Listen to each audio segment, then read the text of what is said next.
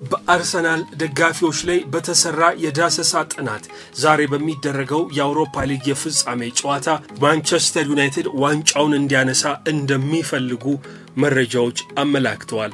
ዚ አትሌቲክ ዛሬ የአውሮፓ ሊግ የፍጻሜ ጨዋታ በስፔን ቢልባኦ ከመደረጉ በፊት ዳሰሳዊ ጥናትን አድርጎ ነበር።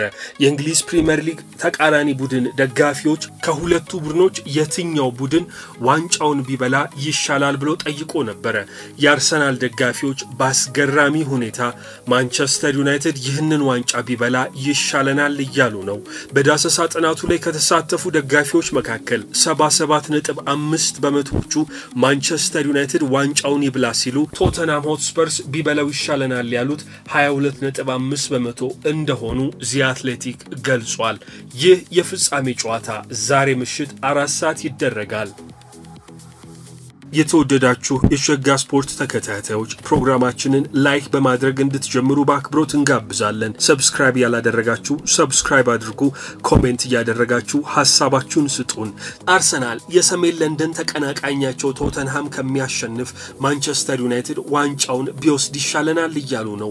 እዚህ ሀገር ቤት ያሉ ኢትዮጵያውያን የአርሰናል ደጋፊዎች ግን በዚህ የሚስማሙ አይመስልም። የአስቶን ቪላ ደጋፊዎች 51%ዎቹ ስፐርስ ቢያሸንፍ ይሻላል እያሉ ነው። 49% የሚጠጉት ማንቸስተር ዩናይትድ ይውሰድ ብለዋል። የቦርንመዝ ደጋፊዎች 66.7%ዎቹ ቶተንሃም ይህንን ዋንጫ ቢያነሳ ይሻለናል ብለዋል። 33.3%ዎቹ ደግሞ የማንቸስተር ዩናይትድ ዋንጫ ማንሳት ግድ አይሰጣቸውም። የብሬንትፎርድ ደጋፊዎች እኩል 50-50 ቶተንሃምም ማንቸስተር ዩናይትድን ቢያነሳ ግድ የሚሰጣቸው አይመስልም። የብራይተን ደጋፊዎች ለቶተንሃም ውግንናቸውን አሳይተዋል። 77.8%ዎቹ ይህንን ዋንጫ ቶተንሃም ቢያነሳ ይሻለናል እያሉ ነው። ማንቸስተርን ያንሳ ያሉ የብራይተን ደጋፊዎች 22.2% ናቸው። ቼልሲ 48.1%፣ የለንደን ተቀናቃኞቹ ቶተንሃሞች እንዲያነሱ ሲፈቅድ ለማንቸስተር ዩናይትድ ደግሞ 51.9% ደጋፊዎች ዋንጫውን ቢወስዱ ይሻላል ብለዋል። የተከበራችሁ አድማጮቻችን በኮሜንት ሴክሽን ላይ ይህንን ዋንጫ ከቶተንሃምና ከማንቸስተር ዩናይትድ ማን ቢያነሳ ይሻላል የሚለውን ሐሳባችሁን አጋሩን። ስለ ዛሬ የዩሮፓ ሊግ ፍጻሜ ጨዋታ ጥቂት እንመልከት። በፕሪሚየር ሊጉ እጅግ ደካማ የሚባል የውድድር ዓመትን እያሳለፉ የሚገኙት ሁለቱ ቡድኖች ማንቸስተር ዩናይትድ እና ቶተንሃም ሆትስፐርስ ዛሬ በዩሮፓ ሊግ ፍጻሜ በስፔን ቢልባኦ ሳን ማሜስ ስታዲየም 53000 ደጋፊዎች ፊት ጨዋታቸውን ያደርጋሉ። ይህ በአውሮፓ ውድድር ታሪክ 6ኛው ሁለት የእንግሊዝ ክለቦች የተገናኙበት ጨዋታ ነው። የዩቲዩብ ተከታታዮች ሰብስክራይብ በማድረግ ቤተሰብ መሆን እንዳትዘነጉ። ላይክ እና ሼር በማድረግ ለሌሎች እንዲዳረስም አድርጉ። ከዚህ በፊት ሁለት የእንግሊዝ ክለቦች የተገናኙባቸውን የፍጻሜ ጨዋታዎች ለማስታወስ 2020-2021 የውድድር ዓመት ማንቸስተር ሲቲ በቼልሲ በአውሮፓ ቻምፒየንስ ሊግ የፍጻሜ ጨዋታ 1-0 ተሸነፈ። 2018-19 ቶተንሃምና ሊቨርፑል ተገናኝተው ነበር። ቀያዮቹ በቻምፒየንስ ሊጉ ፍጻሜ አሸናፊ ሆኑ። 2018-2019 በዩሮፓ ሊግ ፍጻሜ ቼልሲና አርሰናል ተፋጠጡ። 4-1 ቼልሲ ዋንጫውን ወሰደ።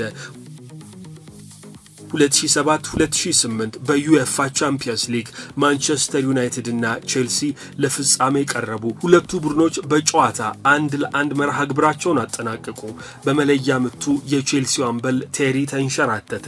6-5 ማንቸስተር ዩናይትድ ዋንጫውን ወሰደ። ለመጀመሪያ ጊዜ ሁለት የእንግሊዝ ክለቦች በአውሮፓ ውድድር ፍጻሜ የተፋጠጡት 1971-72 ላይ በዩኤፋ ካፕ ነበር።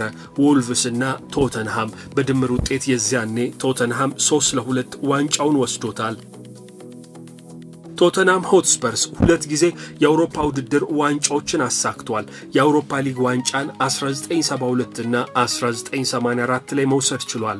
ዛሬ ለሶስተኛ ጊዜ ይህንን ዋንጫ ከወሰዱ ከሊቨርፑል ጋር በታሪክ መስተካከል ይችላሉ። ከእንግሊዝ 3 ጊዜ የአውሮፓ ሊግ ዋንጫን በመውሰድ ከፍተኛውን ቁጥር መያዝ ይችላል።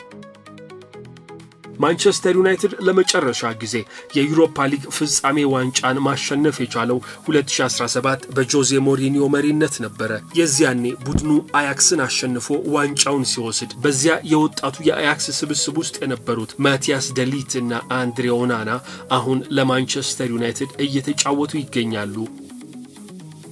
2021 ላይ ማንቸስተር ዩናይትድ ለአውሮፓ ሊግ ፍጻሜ ደርሶ ነበር። በኦሌ ጉናር ሶልሻየር መሪነት ለፍጻሜ የደረሰው ቡድን በኡናይ ኤምሬ የሚመራው ቪያሪያል በመለያ ምት አሸንፎ ዋንጫውን ወሰደባቸው።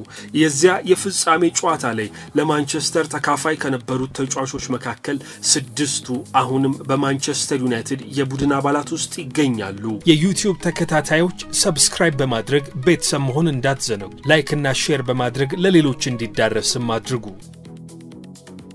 ሁለቱም ክለቦች ይህ ዋንጫ እጅግ ያስፈልጋቸዋል። ቶተንሃም ሆትስፐርስም ማንቸስተር ዩናይትድም እጅግ መጥፎ የውድድር ዓመትን እያሳለፉ ነው። ማንቸስተር 17 የሊግ ጨዋታዎችን ዘንድሮ ተሸንፏል። ቶተንሃም ደግሞ 21 ሽንፈቶችን በፕሪሚየር ሊጉ ለመቅመስ ተገዷል። ወደ ኃላፊነቱ ከመጡ 6 ወራት ያስቆጠሩት ፖርቱጋላዊው አሰልጣኝ ሩበን አሞሪም በማንቸስተር ዩናይትድ ስኬት የራቀው ቡድንን እየመሩ ይገኛሉ።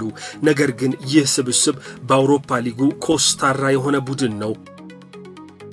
ከፕሪሚየር ሊጉ ጋር ሲነጻጸር የአውሮፓ ሊግ ብቃታቸው የትየለሌ የተለያየ ነው። በዚህ የውድድር ዓመት አንድም የአውሮፓ ሊግ ጨዋታ እስካሁን ማንቸስተር ዩናይትድ ሳይሸነፍ ዘልቋል። 35 ጎሎችንም በዚህ የውድድር ዓመት በዩሮፓ ሊጉ ተጋጣሚዎቻቸው ላይ አስቆጥረዋል። በአውሮፓ ውድድሮች ታሪክ በአንድ የውድድር ዓመት ብዙ ጎሎችን ካስቆጠሩ ክለቦች ተርታ 4ኛ ደረጃ ላይ ተቀምጧል። ፖርቶ 37 ጎሎችን 2010-11 ላይ አስቆጥሯል። ቼልሲ 36 ጎሎችን 2018-19 ማስቆጠር ችሏል። ቦሩሲያ ሞንቸግላድባ 36 ጎሎችን 1972-73 ላይ አስመዝግቧል። አሁን ዩናይትድ 35 ጎሎች ላይ ደርሷል። ከነዚህ ጎሎች መካከል በ11ዱ ቀጥተኛ ተሳትፎ ያደረገው ብሩኖ ፈርናንዴሽ ነው። የዚህ ውድድር ከፍተኛ ጎል አስቆጣሪነትም እየመራ ይገኛል።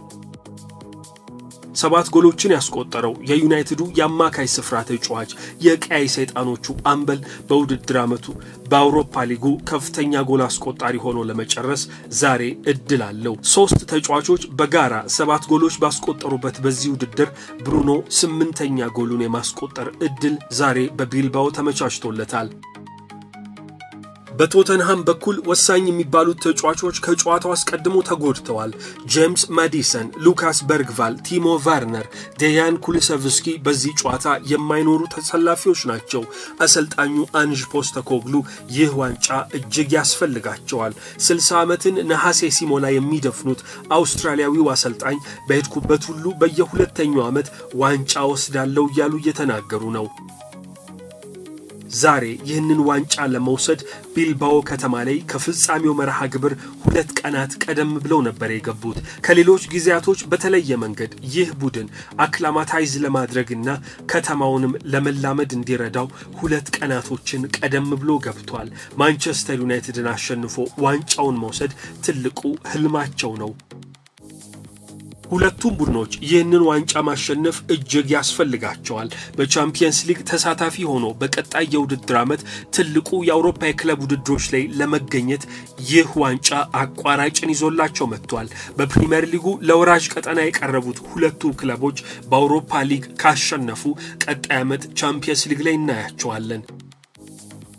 የዩቲዩብ ተከታታዮች ሰብስክራይብ በማድረግ ቤተሰብ መሆን እንዳትዘነጉ፣ ላይክ እና ሼር በማድረግ ለሌሎች እንዲዳረስ አድርጉ።